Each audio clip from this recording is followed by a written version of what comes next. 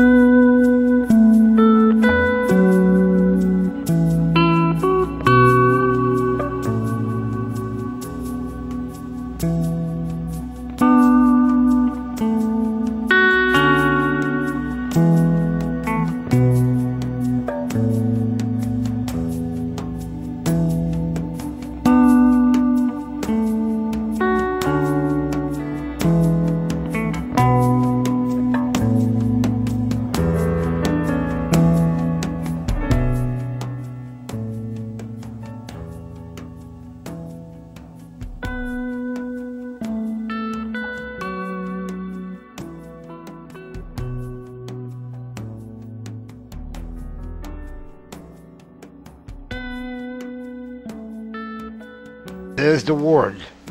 Yep, that was the station. Yeah, now I remember. And they had these, and the beds were up there. The beds were back there. Yeah, now I remember.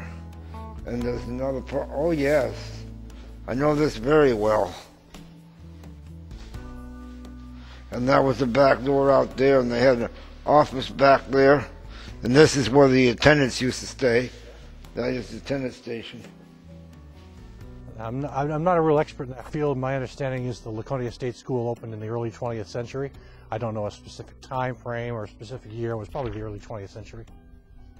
What was it used for? In those days, it was an institution for people who had some mental health issues, those who could not be streamlined into the general population when they'd go to school and take classes, and they'd also be able to receive necessary mental health treatment that would be provided for them. That's my understanding. What were the conditions that you had? The last time I was in there a few years ago. And when you look over here, I noticed you could see Crimby Kitchen. Crimby Kitchen's where they prepare all the meals. Yeah, I remember this very well. Artwork on the walls. Yeah.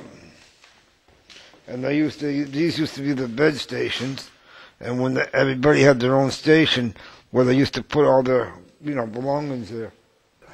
And I eventually, at 17, ended up at the Laconia State School applying for a job without any idea of what it consisted of. So anyway, what I found at 17 years old was I went into an office, kind of like very hastily signed some employment papers, and then kind of like entered this different world. And I think that at the time that I started working there at 17, there were between 600 and 800 folks that lived there. Then you have thousands and thousands of people that were imprisoned for no other reason than a birth defect, and kept under conditions that we're not even allowed to treat our prisoners. There's more oversight in a prison than there was at the state school. You felt like you were kind of isolated from everybody. People weren't normal. They were sick of. I couldn't go back into that. It's too. You wouldn't want to know how bad it was.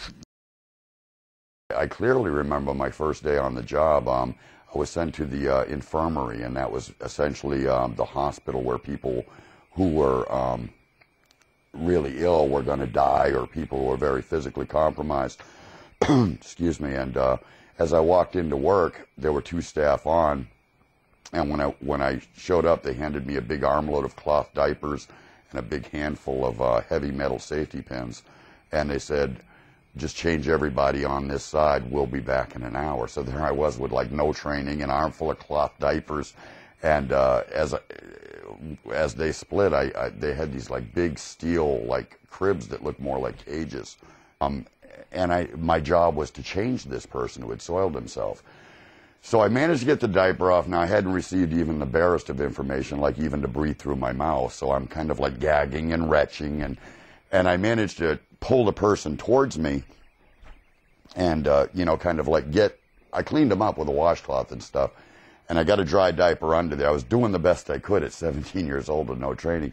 And as I pulled the person towards me to pull the diaper further underneath, he fell off the bed, and I managed to catch him by the ankles as he started to fall. Now, I'm perspiring by this time. And I got this guy by the ankles who's frozen into this position, and I'm trying to swing his weight back up to the bed. Is the dog all right? Yeah. And you know, my brother happened to work in another building, and he went by because he had recommended me for the job, and he sees me swinging this person by his ankles and just shook his head and walked out. So that was the depth of training that you got when you worked there. Welcome to the Laconia Right. School. Cages and people in diapers. That's the way they did it, and that was abusive to me. And I told him, I said, I didn't come here to live like this. And I only got put here because my mother didn't want nothing to do with me. I didn't know that at the time, but that's what I was told. You have this kind of like superstitious belief that different is evil, and therefore can somehow infect, you know, what's normal. And then you add this kind of industrialized idea about how you house and feed and operate an institution, and what you have then is you have this kind of mechanized framework to deal with people's fear of people that are different. This used to be the locker room. This is where they put all their belongings when they came in. They used to strip them down, put everything where the old in there. Then when they left, they got all their belongings and got discharged. And that used to be the medication drawer, if I remember correctly. This used to be the medication cabinet. That's what I remember, the old medication cabinet. I'm pretty sure, yeah, that's what it was. They used to keep all the medications in here. Do you remember what kind of medications you took, Bob? So they had me on Storazine, Dilantin, phenobarbital. They had me on everything, and I just quit it altogether after I left here. And the doctor said I didn't need to be on that much.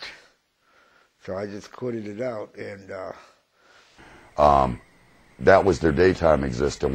When it was time to go to bed, that was arbitrarily decided that it was at 8 o'clock. Trays of chlorohydrate would come out. What's that? Chlorohydrate's a sleeping medication. What's it like? I never did it. No, I'm not what I mean like, but I mean, what is it similar to in terms of? It's a knockout drug. Like a Valium? Stronger. Much stronger. So essentially that would come out, and you would just kind of like guide people to beds where it was just one bottom sheet, one top sheet. No blankets. No blankets, and you would essentially just lay them down on the bed because they were nearly unconscious, cover them up. And that's what people's lives were like for like 40, 50 years. I mean, if you want to go upstairs, that's fine, but I'd rather not. But I don't particularly care for these. Why? I just don't, okay? Don't ask why.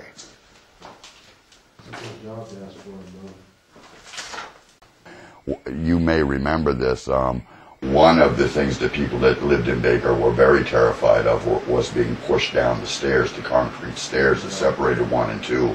And that was like the most overt form of torture that was used there. People would literally be pulled screaming and thrown down the stairs, and since they were concrete, they generally got banged up pretty badly. If you have to remember that if you broke a bone or in some other way became even more incapacitated than you were destined to go to a lower ranked ward, and people lived in fear of being sent to Powell Building. Well, if they broke. Oh yeah, there was plenty of abuse, and verbal abuse too. Describe the physical abuse. I used to see people used to get punched out for no reason at all, and people that wanted to use the bathroom, they make them use their, I hate to say it, they make them go to the bathroom in their pants, and I used to see people eat out of toilet bowls and stuff like this because they were so heavily mentally inclined with their